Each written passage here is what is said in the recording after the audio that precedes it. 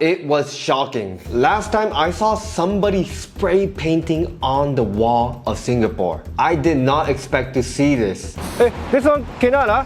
I got police, huh? So as a good citizen, I decided to confront. And because I did this, I was able to learn something I did not know about Singapore, even after living here for more than 5 years.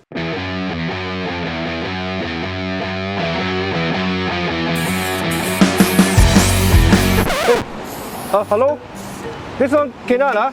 Graffiti or street art is a legitimate form of art, and actually the Singapore government actually encourages and provides like legal walls. Really? Yeah. I don't need to call police. No, please don't. Well, I learned something new. I did not know that. So today I want to talk about this form of art in Singapore. Street art. It's kind of a lesser discussed form of art in Singapore, and it's an interesting topic because it's often associated with vandalism, especially in the past. So how is this done legally in Singapore? How is Singapore doing its best to balance peace and expression? I'm sure you'll enjoy today's video and learn something new. So we are at Far East Square to check out one of Jahan's street art. So can you help me explain your art here? This artwork here actually is about discovering like the Far East. So actually the name is Far East Square. So it's basically like street art done in the Asian manner. So all the text here and all the words are actually done in Chinese kanji. I tried to make this area historically because I grew up around this area.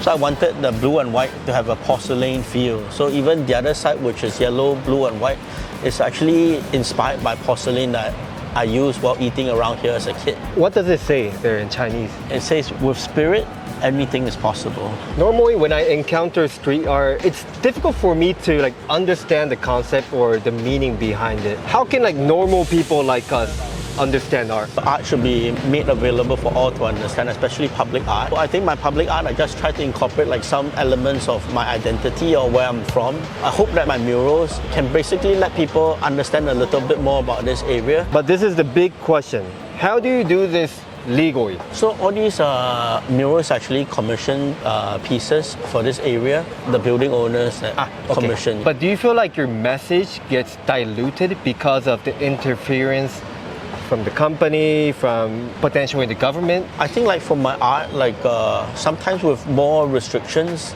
actually it's forcing you to become a bit more creative. Because with more regulations, with whatever resources or space that you have, you basically need to come up with good ideas to basically express yourself more. What are some misconceptions about art? I think the main misconception that art is very difficult to understand, or art is like very bougie, or like for the well-educated.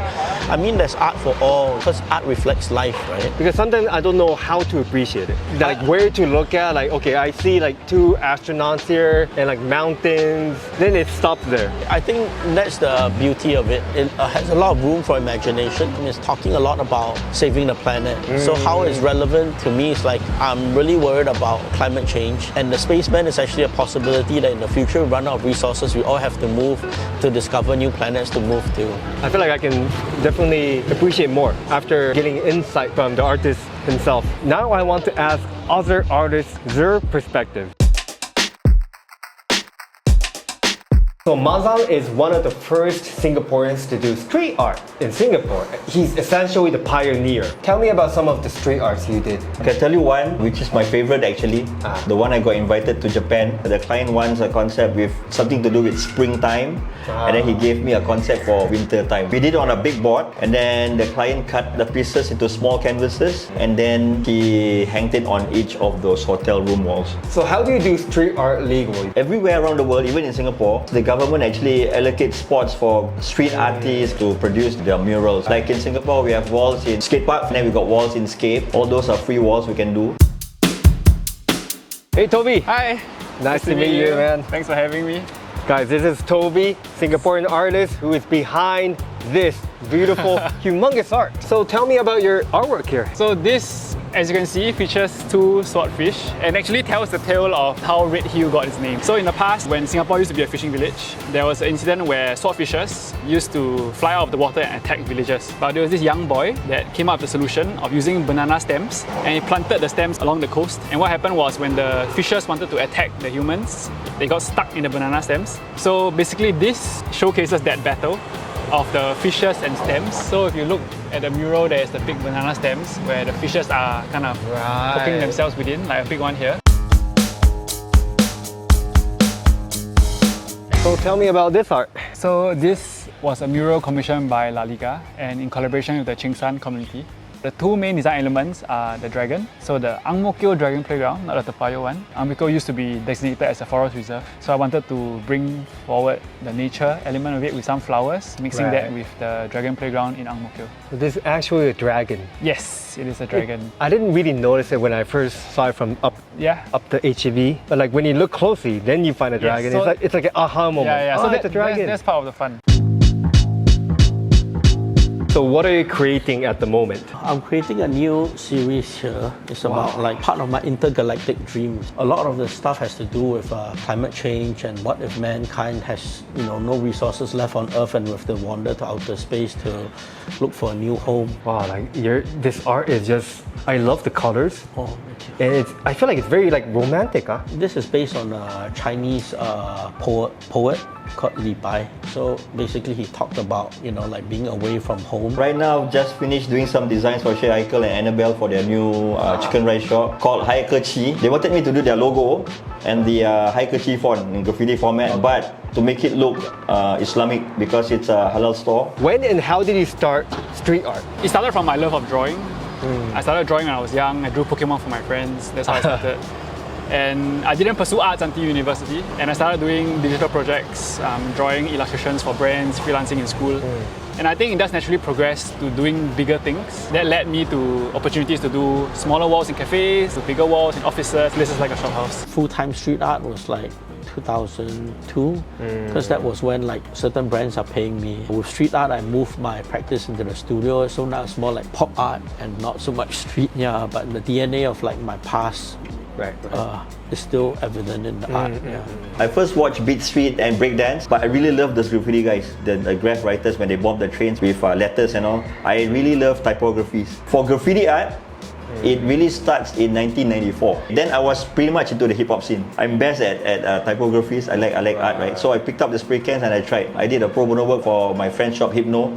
So I tried it and a lot of people liked it. And suddenly the whole Far East Plaza was filled with my graffiti pieces because they started to commission me. But why become an artist? I have an impression that locals, they don't want to pursue art. Instead, they want like stable job, work at the bank. Like, wasn't it a scary choice for you? I think choosing art is more like a passion. It's like a calling almost. It's not like, oh, I want to do art. So I don't know, my interest was always doing art. Since young, I've been scribbling and doodling. And now you have like big clients like G-Shock and Doraemon and like, wow, it's crazy, man. Yeah, so I think maybe I would say like I'm persistent. So I think like talent is 10%, 90% is hard work and being stubborn and persistent. So that's the driving force that will lead you to whatever destination. And to be persistent, you have to love what you're doing.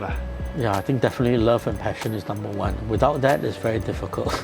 I don't know, maybe it's because of this flexibility, I guess. If you have the skills to do whatever you love to do, then why not make it as a profession? I guess most artists, they just don't want to be like the masses. Mass appeal is not appealing to them. If you have a set of skills, artist, whatever it is, just blaze your own trail, man. I could only draw when I was younger, and it was something that I always wanted to try to do, but by the nature of Singapore, I didn't actively pursue it when I was younger. It wasn't necessarily a scary step. No one really goes into art for money. It has to be something that you enjoy for the start. I'm also curious if the local community actually supports artists in any way? I think the government is encouraging to young artists, a lot of platforms, a lot of grants for younger artists. So the atmosphere is very different, and the landscape from when I left Singapore almost 22 years ago and now is a big difference. I think in terms of the community, I think it's growing. I think even within my work or my peers' work, whenever we do projects, people within our community are generally quite interested and quite happy and proud that we are doing certain projects. Last question, do you have any dreams or ambitions? A solo exhibition. I have not done one yet. I think it's about time for me to do at least one solo exhibit. Okay. So anybody who wants to help me out to curate this, let us know. You know what I mean? Let him know. I think my dream is that Singapore becomes the art capital of Southeast Asia or Asia. So I feel like financially we're the e-commerce hub, Yeah. like economic hub. But I hope like Singapore becomes like the melting pot and the main destination for art in Asia. I think my dreams and aspirations as an artist change with my career. And I think that's the way it should be. So I don't have tangible goals and dreams that Right. can achieve. So it's more about how I can keep going. Hopefully when the day comes where I hang up my paintbrush, there has been some impact in the scene lah. Oh, this feels so scary. Woo. Obviously, I have no experience doing this, so I just want to add on something to the previous street art. It actually feels very liberating because I've never done this, and although I do feel a bit bad like adding on to like a previous artwork, this is the beauty of street art. It's like a collaboration with strangers.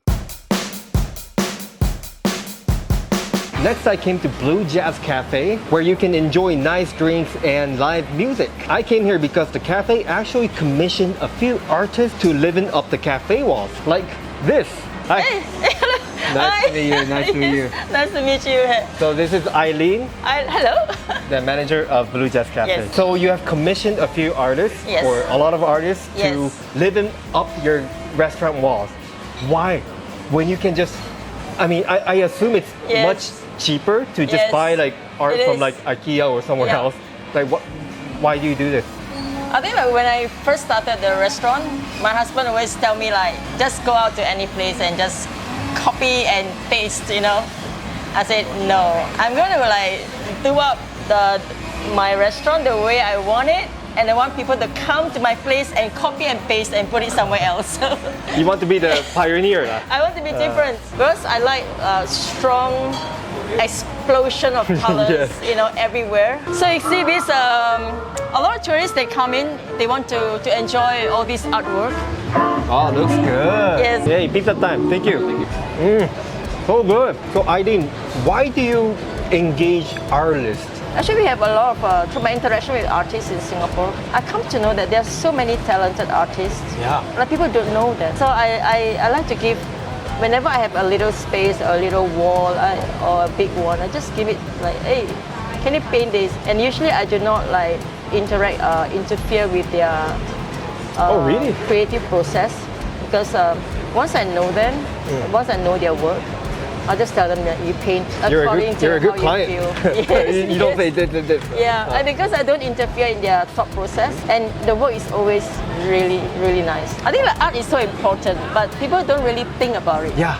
They just think that, oh, it's there, it's there. So it's art, yeah, it's nice, and that's it. But it's a lot of effort, it's a lot of work, a lot of hard work. So today I talk with a lot of artists, and Yeah. I feel like I was missing out a lot because I was that type of person. I just look at it and I'm like, oh, there's an art piece. Yeah, But actually, if you look carefully, you start to see something you did not see before. Yeah. You start to see the intention, the meaning, Yes. and sometimes it's just beautiful. You just see it beautiful. can you imagine this place with no wall art? Cannot. You cannot, right? Haji Lane especially. Yes. Cannot. So when I first came to Haji Lane 20 years ago, every unit is white color, and there's not a single person here. That's not Haji Lane for me. So Eileen, you can just like paint this without like any approval, or how does it work in No, Singapore?